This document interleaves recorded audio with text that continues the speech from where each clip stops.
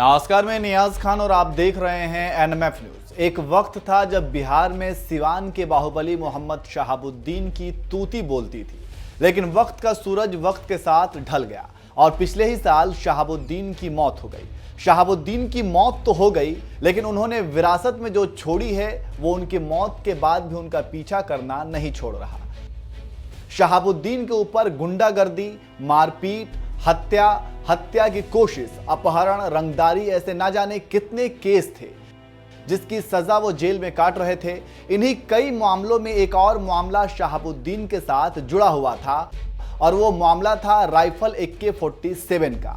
और आज भी AK-47 का रिश्ता शहाबुद्दीन की फैमिली से जुड़ा हुआ है, जो खत्म होने का नाम नहीं ले रहा है। और अब 17 साल बाद उनके बेटे ओसामा के खिलाफ AK-47 से फायरिंग का मामला दर्ज किया गया है।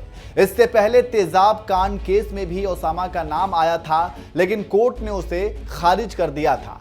यानी एक तरह से कहें तो AK-47 राइफल से जुड़े केस में ओसामा का नाम आना उनकी क्राइम फाइल की बोहनी है।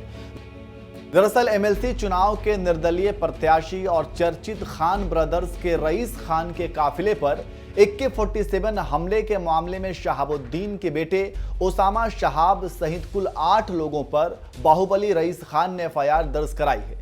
रईस खान ने पुलिस को दिए आवेदन में लिखा है कि सिवान की राजनीति में उसके बढ़ते हुए कद को देखकर पूर्व सांसद मोहम्मद शहाबुद्दीन के खेमे में निराशा है, इसलिए उसकी जान लेने की नीयत से उस पर हमला कराया गया है। आपको बता दें कि रईस खान सिवान के कार्यालय से अपने गांव सिसवन प्रखंड के ग्यासपुर जा रहे थे, तभी हुसैनगंज थाना क्षेत्र के महुवल गांव के पास उनके काफिले पर हमला हो गया। इसमें एक व्यक्ति की मौत हो गई, जबकि 4 लोग गंभीर रूप से घायल हो गए। चलिए अब आपको थोड़ा इतिहास के पन्नों को पलटते हुए बताते हैं कि शहाबुद्दीन और AK-47 का रिश्ता कितना पुराना है।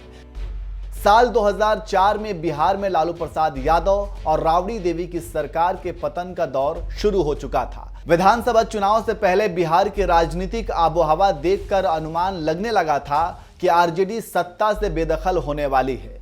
इसी दौर में 16 अगस्त 2004 को रंगदारी नहीं देने पर व्यवसायी चंद्रेश्वर प्रसाद उर्फ चंदा बाबू के 2 बेटों राजीव और सतीश की सिवान के बीच चौराहे पर तेजाब से नहलाकर हत्या कर दी गई।